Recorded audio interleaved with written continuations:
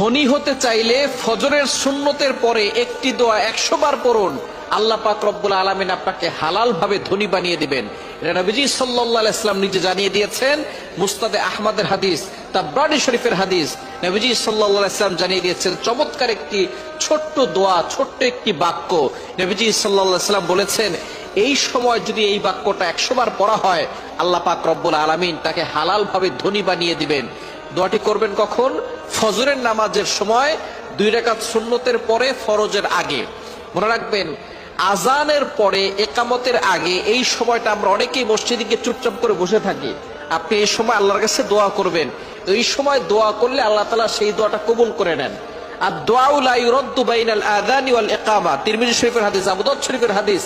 আজান ও একামতের মাঝখানে দোয়া করলে সেই দোয়াটা কবুল, ফিরিয়ে দেওয়া হয় না, সেই দোয়া কবুল করা হয়। আপনি যখনই যেই নামাজে মসজিদে যাবেন, আজান দিয়েছে, একামত হতে একটু দেরি হয়, আপনি সুন্নত পড়ে চুপচাপ বসে থাকবেন না, গল্প করবেন না, আপনি আল্লাহর কাছে দোয়া করবেন। আল্লাহ তাআলা আপনার সকল দোয়াগুলো কবুল করবেন। ফজরের সুন্নতের পরে আপনি ফরজের আগে মধ্যবর্তী সময়ে আপনি সুন্নত ঘরেও পড়তে পারেন। আজান দিয়েছে, আপনি একটু আগে উঠবেন, তাহাজ্জুদ নামাজ পড়বেন, অথবা আপনি তাহাজ্জুদ নামাজ পড়ে সুন্নত, আজান দেওয়ার সাথে সাথে সুন্নতটা ঘরে পড়বেন। ঘরে পড়ে, মসজিদ যদি কাছে হয় তাহলে ঘরে বসে আমল করতে পারবেন, অথবা আপনি চলতে ফিরতে আপনি আমলটা করতে পারবেন। দোয়াটি হচ্ছে লা ইলাহা ইল্লাল্লাহুল মালিকুল হাক্কুল মুবিন।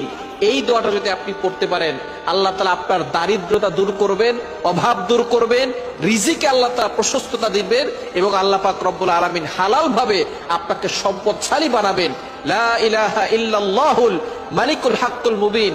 অন্য রায়াত দ্বারা জানা যায়, বাইহাকী শরীফের হাদিসের ভিতরে এসেছে, এই দোয়া পড়লে আল্লাহ পাক রব্বুল আলামিন তার গুনাহ মাফ করেন, এবং আল্লাহ তাআলা তার কবরের আযাবকে বন্ধ করে দেন।